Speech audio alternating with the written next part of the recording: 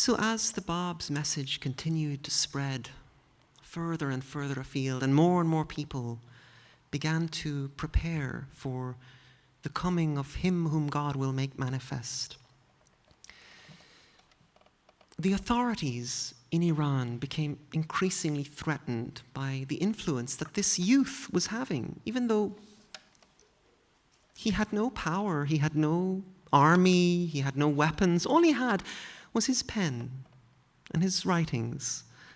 And yet, these writings of the Báb, these beautiful, poetic, eloquent verses that just seemed to flow spontaneously out of his pen with the most brilliant, dazzling creativity, had this mysterious, transformative effect on anyone who read them with an open mind.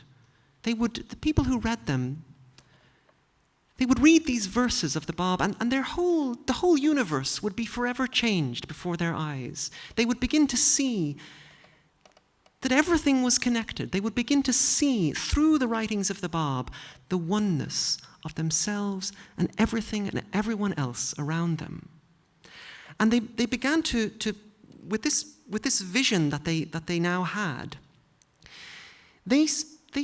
the way they saw it was that when human beings hate each other or kill each other or oppress each other, this is almost like a global autoimmune disease affecting the whole of humanity, as if we are killing the very cells of our own body.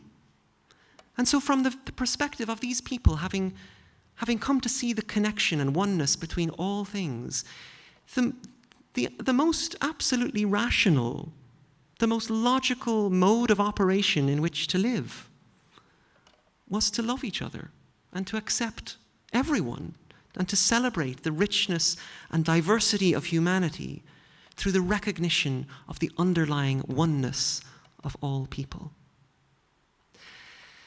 But the authorities saw these teachings as a threat to their power over the people. And so they unleashed a kind of a tidal wave of persecution against the Báb and his followers. And in the space of a few short years, over 20,000 people, men, women, children, anyone who had dared to listen to the message of the Báb, were slaughtered in the cities and villages of Iran in the mid-19th century.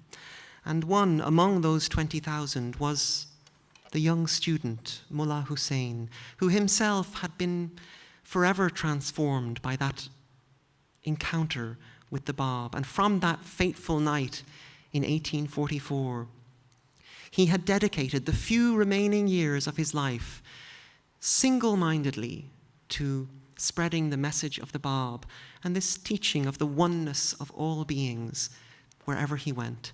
And eventually, having been attacked in a series of attacks by government troops, Mullah Hussein, still at a very young age, sacrificed his life in order to defend his friends.